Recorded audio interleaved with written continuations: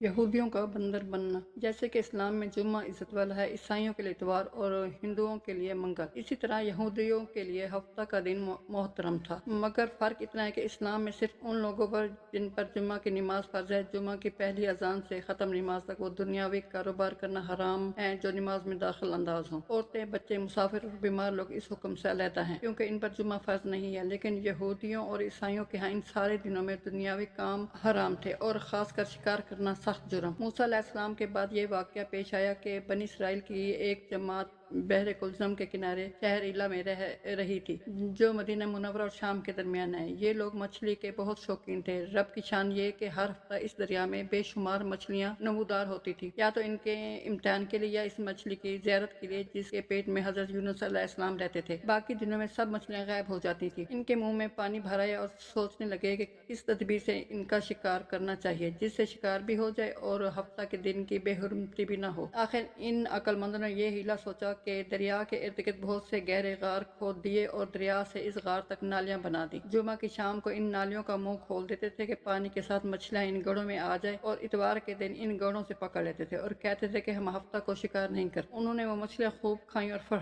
فروخت کی جس سے یہ بڑے مالدار ہو گئے۔ 40 یا 70 سال تک ان کا یہ عمل رہا۔ لوگ کل 70,000 تھے۔ ان کی 3 جماعتیں بن گئیں، ایک تو شکار کرنے والوں کی، دوسرے اس سے منع کرنے والوں کی اور تیسرے خاموش رہنے والوں کی۔ یہ لوگ کل 12,000 تھے، باقی سب شکاری۔ جب شکاری نے ان کی نصیحت نہ مانی تو انہوں نے اپنے اور ان کے درمیان ایک دیوار بنا کر شہر کے 2 حصے بنا دیے اور کہا کہ ہم ان کے ساتھ نہ رہیں گے کہ ہم پر عذاب نہ آ جائے۔ یہاں تک کہ داؤد علیہ السلام کا زمانہ آ گیا۔ آپ نے ان کو شکار کرنے سے منع کیا اور فرمایا کہ اے بے وقوفو، قید کرنا ہی تو شکار ہے۔ جیسے کوئی ہرن کو جال میں پھانس لے، اس نے شکار کر لیا، کھائے یا نہ کھائے، اور کھائے تو آج ہی کھائے یا کبھی دوسرے وقت۔ غرض ہے کہ ہفتے کے دن تمہیں شکار کی ممانعت ہے، نہ کہ فقط ہاتھ میں پکڑنے کی یا کھانے کی۔ اس سے باز آ جاؤ ورنہ عذاب میں گرفتار ہو جاؤ گے۔ شکاریوں نے کہا کہ ہم تو بہت عرصہ سے یہ کام کر رہے ہیں، اگر یہ برا ہوتا تو اب تک ہم کو امن کیوں ملتی۔ تب داؤد علیہ السلام نے یہ دعا فرمائی جس سے رب کا غضب آ گیا اور رات میں یہ سب کے سب بندر بن گئے، یا جوان لوگ بندر اور بوڑھے لوگ سور بنا دیے گئے۔ ان کے عقل و حواس تو باقی رہے مگر ان کی قوت گویائی جاتی رہی اور جسموں سے سخت بدبو نکلنے لگی۔ صبح کے وقت اس محلے کے لوگوں نے دیکھا کہ نہ تو اس محلے سے کوئی آدمی آتا ہے اور نہ